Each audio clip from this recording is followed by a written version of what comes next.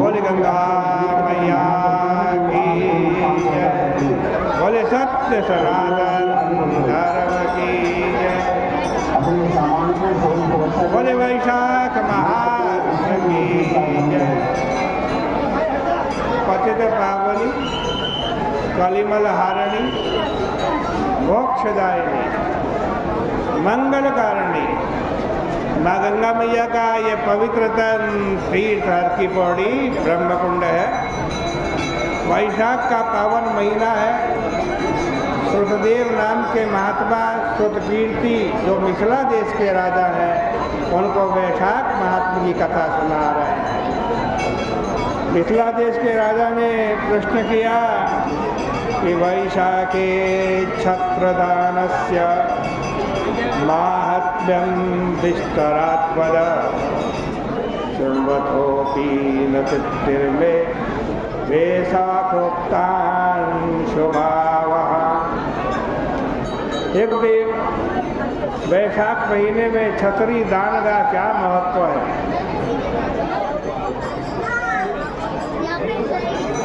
आपके मुख से वैशाख महीने की कथा को सुनते हुए भी मुझे तृप्ति नहीं हो रही।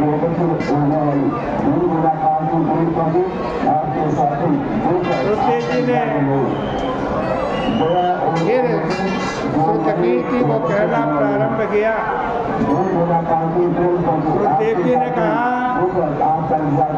कि वैशाख मास में काम से तपे हुए महात्मा या किसी प्रकार के मनुष्य की सेवा काम से रक्षा के लिए जो छाता आदि का दान करता है उसको अनंत पुण्य की प्राप्ति होती है।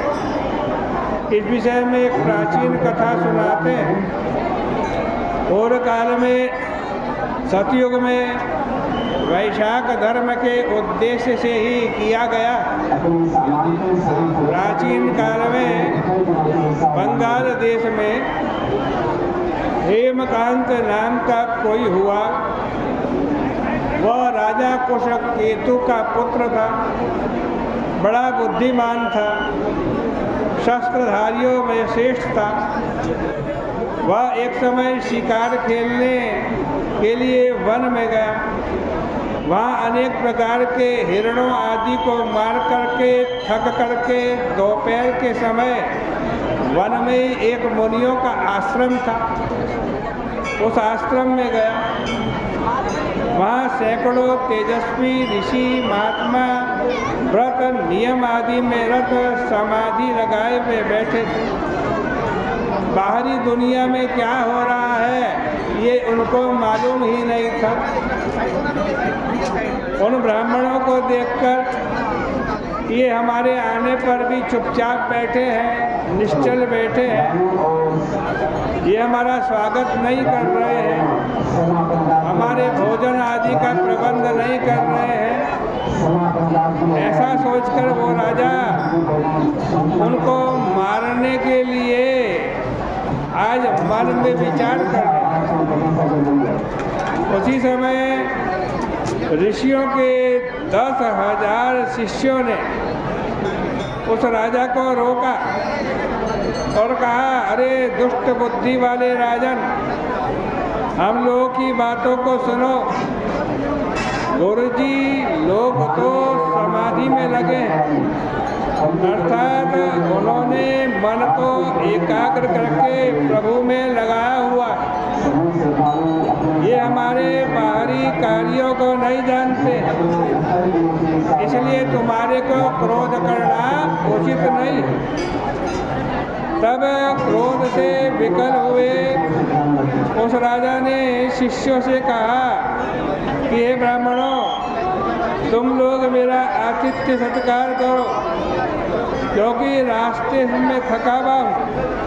राजा के इस प्रकार के कहने पर शिष्यों ने राजा से कहा, हे राजन, हम लोग गुरुओं की आज्ञा में हैं, उनकी आज्ञा नहीं मिली है।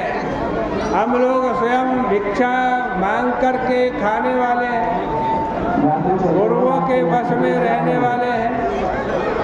किसी प्रकार स्वयं आपका अतिथि सत्कार करने में समर्थ नहीं है। शिष्यों द्वारा इस प्रकार हटाए जाने पर वो राजा बड़ा क्रोधित हुआ। उन लोगों को मारने के लिए धनुष उठा लिया और कहने लगा, मृग, पशु, चोर, डकैत, इनके भयों से अनेक बार मैंने तुम्हारी रक्षा की है।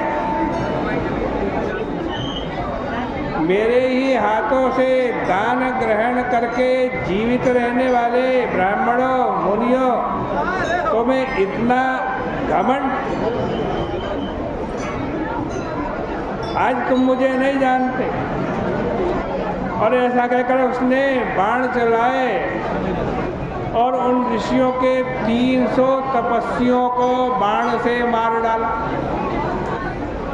तब अन्य सभी भयभीत होकर शीघ्र आश्रम छोड़ करके यहाँ से भाग गए।